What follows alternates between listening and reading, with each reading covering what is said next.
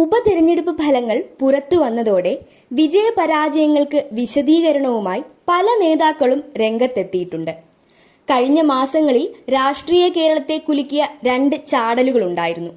പ്രചാരണ കാലത്ത് ഉടനീളവും ഇപ്പോൾ ഫലപ്രഖ്യാപനത്തിനൊടുവിലും ചൂടുള്ള ചർച്ച ഇതുതന്നെയാണ്.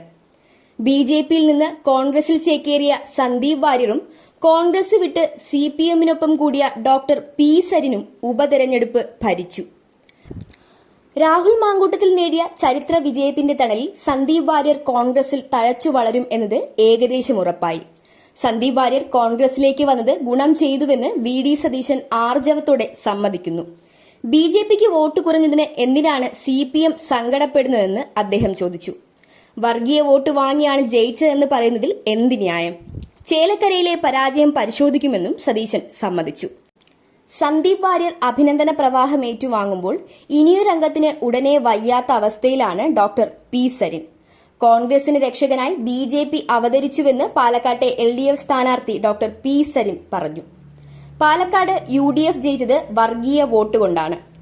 പള്ളികളിലടക്കം ലഘുലേഖ വിതരണം ചെയ്തെന്ന് ചൂണ്ടിക്കാട്ടിയ സരിൻ പാലക്കാട്ട് കണ്ടത് അപകടകരമായ വിജയ ഫോർമുലയാണെന്നും കൂട്ടിച്ചേർത്തു. ലീഗ് അവരുടെ നിയന്ത്രണം തന്നെ SDPIക്ക് നൽകിയെന്നും സരിൻ വിമർശിച്ചു. ഇനിയൊരു തിരഞ്ഞെടുപ്പിനെക്കുറിച്ച് ഉടൻ ആലോചിക്കുന്നില്ല. 3.5 വർഷത്തിനിടെ 2 തിരഞ്ഞെടുപ്പുകൾ നേരിട്ടുവെന്നും സ്ഥാനാർത്ഥി മോഹി എന്ന ആരോപണം എതിർപ്പാളയത്തിൽ നിന്ന് നേരിടേണ്ടി വന്നുവെന്നും അദ്ദേഹം പറഞ്ഞു. സ്ഥാനാർത്ഥി മോഹി എന്ന ലേബൽ മാറ്റേണ്ട ഉത്തരവാദിത്തമുണ്ടെന്നും സരിൻ വ്യക്തമാക്കി. ഉപതെരഞ്ഞെടുപ്പ് ചിത്രം തെളിയുമ്പോൾ വയനാട്ടിൽ UDF സ്ഥാനാർത്ഥി പ്രിയങ്ക ഗാന്ധിയും പാലക്കാട്ട് UDF സ്ഥാനാർത്ഥി രാഹുൽ മാങ്കൂട്ടത്തിലും ചേലക്കരയിൽ LDF സ്ഥാനാർത്ഥി UR പ്രദീപും വിജയം രുചിച്ചു. വയനാട്ടിൽ വ്യക്തമായ ആധിപത്യം കാഴ്ചവെച്ചായിരുന്നു തുടക്കം മുതൽ പ്രിയങ്കയുടെ തേരോട്ടം.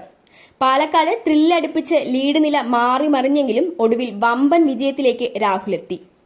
ഷാഫിയുടെ ഭൂരിപക്ഷം മറികടന്നാണ് രാഹുലിന്റെ ആധികാരിക വിജയം. ചേലക്കരയിൽ LDF സ്ഥാനാർത്ഥി UR പ്രദീപ് ഇടതുകോട്ട പൊട്ടാതെ കാത്തു.